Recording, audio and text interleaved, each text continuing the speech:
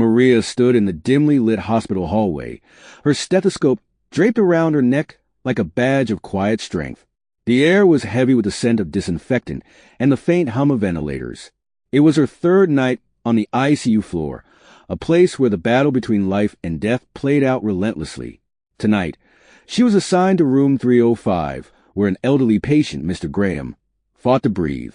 His family wasn't allowed to visit due to strict protocols, so Maria had become his surrogate daughter, holding his hand when fear shadowed his eyes, whispering reassurances when words escaped him. As the night deepened, Maria noticed Mr. Graham's condition deteriorating rapidly. The oxygen monitor screamed in alarm. She acted swiftly, stabilizing him with everything in her power.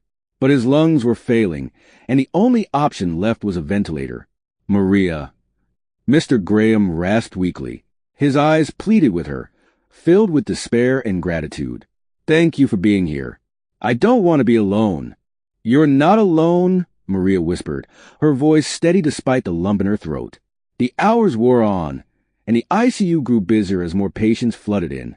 Maria moved tirelessly between rooms, her body screaming for rest. By dawn, her supervisor pulled her aside. "Maria, we've just been informed we're out of PPE," the supervisor said grimly. "We're prioritizing the highest risk cases, but it means you'll be exposed if you go into 305 again." Maria glanced toward Mr. Graham's room. She knew what needed to be done. Without hesitation, she nodded. "I'm going in," she said.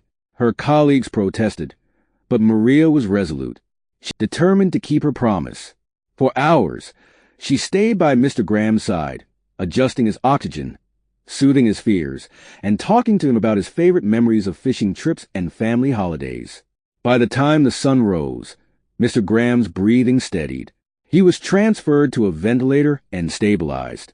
Maria's job was done, but at a cost. Within days, Maria fell ill. Her colleagues rallied around her, fighting to save one of their own. Yet Maria, always selfless, had no regrets. As she lay in a hospital bed, her body weak but her spirit unbroken, she whispered to a fellow nurse, "If I could do it all again, I wouldn't change a thing. Every life is worth the sacrifice." Maria passed away a week later, leaving behind a legacy of compassion and courage. Her sacrifice wasn't in vain. Mr. Graham recovered fully and went home to his family, a living testament to the heart of a nurse who gave everything for another's tomorrow.